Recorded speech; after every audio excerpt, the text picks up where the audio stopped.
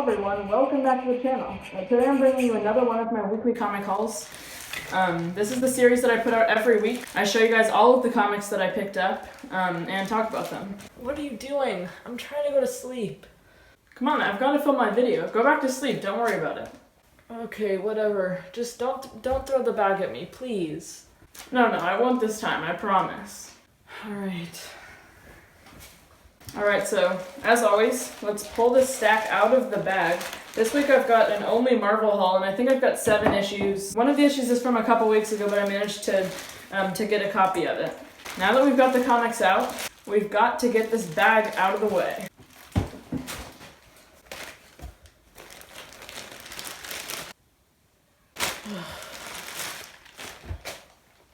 Alright then, let's get right into this haul. So first off is one that's been delayed like almost a year. I think this was actually supposed to come out in April of 2020, but COVID delayed it, and then probably just the creators not having their work in on time delayed it. Finally it's out, Non-Stop Spider-Man #1.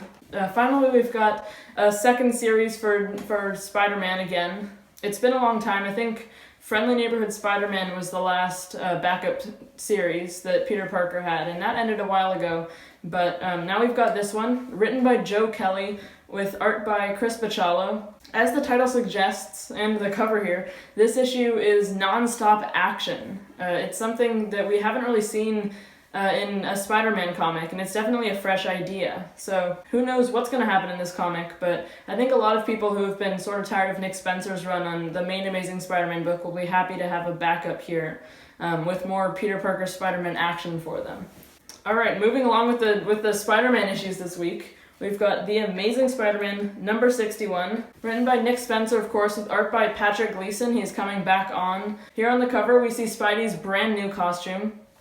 The details on how he gets it will be inside. We don't have any info on why he's got this new costume, who made it for him, who knows. I think this is like getting back to basics, sort of. Probably nothing that crazy is happening in this issue. I know there's been just a lot going on in Amazing Spider-Man lately with like the whole Sin Eater story arc and then the Last Remains like mini event that they did. On the cover there, we see that he gets a new job. I'm assuming that most likely that job is working for this online newspaper that his friend is running. She gave him an offer to work for it a while back, like many issues ago in Amazing Spider-Man, so he's probably accepting that job. We'll see what this issue has to offer.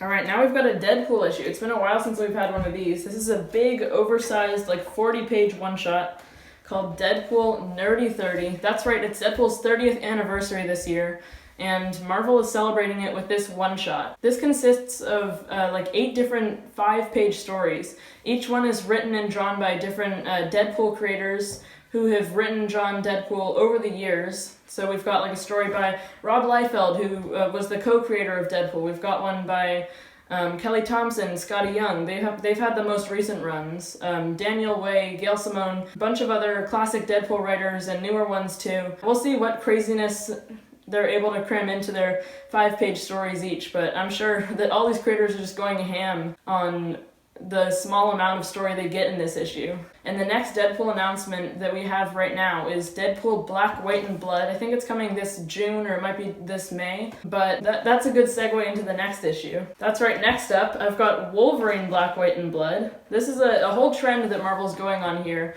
Probably this series sold well, so they've got a Carnage Black, White, and Blood miniseries coming up, and then, like I said, there's the Deadpool Black, White, and Blood after that. If you haven't been reading this, basically, each issue collects 3 different short stories from different creators. It's just been telling untold tales of Wolverine from different periods in his life, when he was on different X-Men teams, in his like Weapon X days, and everything is in black and white, except for like little hints of red every now and then. For the most part, people use the red for blood, as the title would suggest, but some of the creators have also found cool ways to like sprinkle in red to show emotion and different things like that. I'm definitely on board with the Black, White, and Blood thing that Marvel's doing. Alright, next is Immortal Hulk #44. We're really nearing the end of the series. It's supposed to end at issue 50. Now that there's only a few issues left and the leader is still the villain, I'm assuming he's gonna be the main antagonist all the way up to the end of this series. But last issue we saw the introduction of the UFOs, who they've already been a team, but their first time being an Immortal Hulk And the cliffhanger of last issue was them confronting Immortal Hulk. They've been hired by Alpha Flight Henry Gyrich, who's the new commander of the Alpha Flight space station, which makes him also be in command of the Gamma Flight branch of Alpha Flight. So throughout the Immortal Hulk series, they've been a big part, and they've been trying to hunt down the Hulk, basically just contain him. They can figure out what's been going on with all of his alter egos and all the destruction he's been causing throughout the Immortal Hulk series. Alright, next up is Strange Academy, number 9.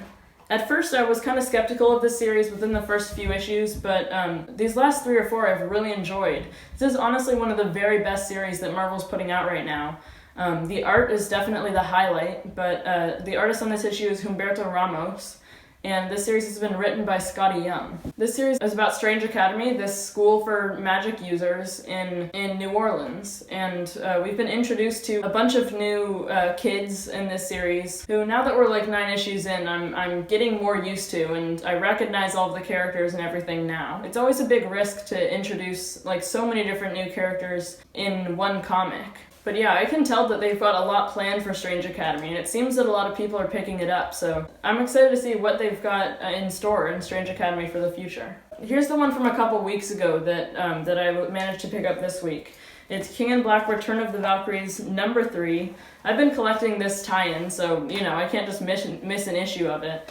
This is written by Jason Aaron and Torrin Gronbeck, and art is by Nina Vakueva. Throughout this miniseries, Jane Foster Valkyrie has been assembling a brand new team of Valkyries. Since the War of the Realms event, all of the Valkyries were wiped out by Malekith, and being a Valkyrie, Jane Foster was tasked with bringing Sentry to the afterlife after he was recently killed in King in Black number 1. And meanwhile, we've been seeing the other new Valkyries, Danny Moonstar and Hildegard. They've been battling symbiote dragons on Earth. By the end of issue 2, we saw the majority of the team fully assembled.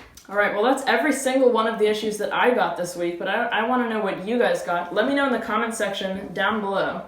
I'll respond to all of the comments that people leave. I'd like to talk to you guys about some of the new releases. Before we go, make sure to hit the subscribe button. That's the big red button right below this video, and right next to it is the notifications bell. If you click that, you'll be notified every single time I post a new video if you don't want to miss any.